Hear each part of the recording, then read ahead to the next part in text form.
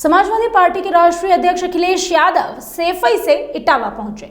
यहां उन्होंने lion safari का जायजा लिया। अखिलेश यादव ने इस दौरान मैनपुरी की जीत पर कहा कि ये जीत नेताजी के कार्यों की जीत है।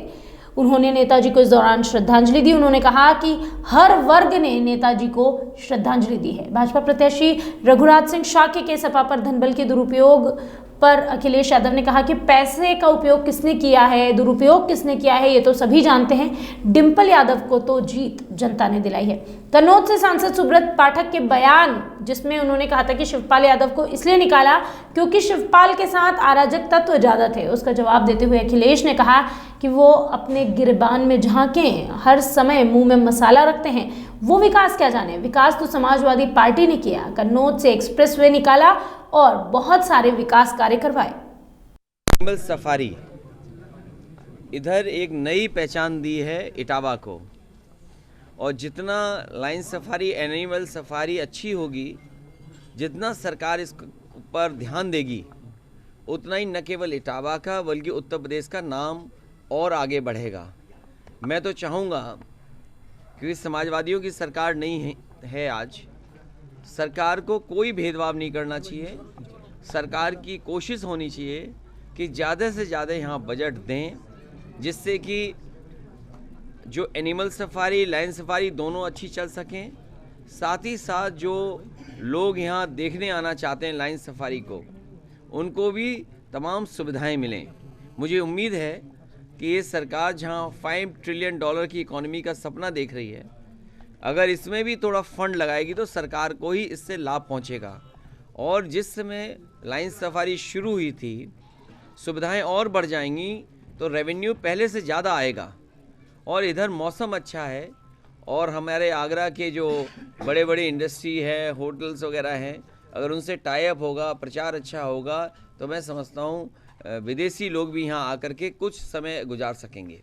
भैया 17 शेर है अभी भी सफारी में, लेकिन अभी सरकार विधिवत इसका उद्घाटन नहीं कर रही है। सरकार को, और दोनों सरकारें जब है, दिल्ली की सरकार और यूपी की सरकार है, अगर कोई कमी दूर होनी है तो सरकार समय दे सकती है। लाइन सफारी और एनिमल सफारी के अधिकारियों को 1 साल का समय, 2 साल का समय दे करके कि 2 साल में अपनी चीज़ें पूरी कर लो, और तब तक लाइन्स को जिस तरीके से लाइन सफारी में होने चाहिए उस तरीके से छोड़े जा सकें। सर, मैनपुरी का प्रस्ताव करिए। मैं एक बार फिर मैनपुरी के मतदाताओं का धन्यवाद देना चाहता हूं। मैनपुरी के मतदाताओं ने नेताजी को सच्ची श्रद्धांजलि वोट डाल करके दी है।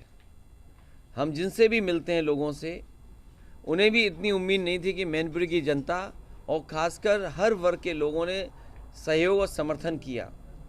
ऐसा लगता है कि जो रास्ता नेताजी ने दिखाया, डॉक्टर राम मनोहर लोहिया जी के रास्ते पे चलना, जो सिद्धांत बाबा साहब भीमराव अम्बेडकर जी ने दिए, उन दोनों विचारधाराओं के साथ साथ कोई वर्ग नहीं छूटा जिसने नेताजी के ना रहने पर उन्हें याद करके मतदान न किया हो, जिसकी वजह से लगभग 3 लाख वोटों से डिंपल यादव वहाँ से चुनाव जीती। कल की जीत पे भाजपा आरोप लगा रही है कि धनबल का काफी प्रयोग हुआ, करोड़ों रुपए समाजवादी पार्टी ने खर्च किए। देखिए, क्योंकि ये जगह ऐसी नहीं है जिसका मैं जवाब दूँ, लेकिन आप इटावा में हैं, मुझसे बेहतर इटावा के बारे में जानते होंगे कि यहाँ के काम काज में पैसा धन कौन कमा रहा है। उदी मोड़ से जो ट्रक आ रहे होंगे उन पे वसूली कौन कर रहा होगा, आप ये जानते हो। मैं जानता हूँ ये बात नहीं आप कहोगे, चाहे वो टैक्स की चोरी हो या बालू खनन का मामला हो। मुझे तो याद है कि यहाँ बड़े पैमाने पे ट्रक पकड़े गए थे। सुनने में आया है कि भारतीय जनता पार्टी के लोग अब ऊँट से बालू निकलवा रहे हैं, चंबल से। भाई, इटावा में ऊँट नहीं है, लेकिन पता नहीं बीजेपी के लोग ऊँट कहाँ से ले आए हैं ये बालू निकालने के लिए, जबकि आप चंबल से बालू नहीं निकाल सकते हैं। तो धनबल का इस्तेमाल नहीं हुआ। ये नेताजी के प्रति मैनपुरी की जनता की एक श्रद्धांजलि थी, उनके प्रति एक लगाव था, जो नेताजी ने ज़िंदगी भर वहाँ के लोगों के बीच में काम किया। नेताजी का परिचय कोई नया नहीं था मैनपुरी के लिए। और ये हमारा देश भारतीय है, भारत देश है, जहाँ एक लगाव हो जाता है। और मैं समझता हूँ भावनात्मक तरीके से नेताजी का जुड़ाव मैनपुरी के लोगों के साथ था। जब नेताजी नहीं रहे तो वहाँ की जनता ने विकास को और नेताजी के पक्ष में मतदान किया। चाचा को हमेशा जिम्मेदारी मिलेगी और समाजवादी पार्टी में आज हैं वो, उन्हें जिम्मेदारी मिलेगी।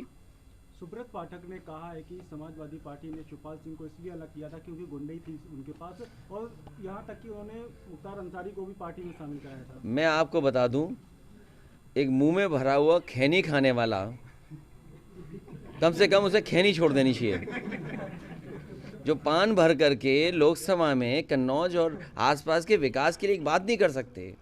कन्नौज में एक्सप्रेस वे किसने बनाया या वहाँ आसपास क्यों नहीं बनाया? अब जब वो मुंह में इतना मसाला भर लेंगे तो वो कन्नौज के लिए विकास क्या मांगेंगे?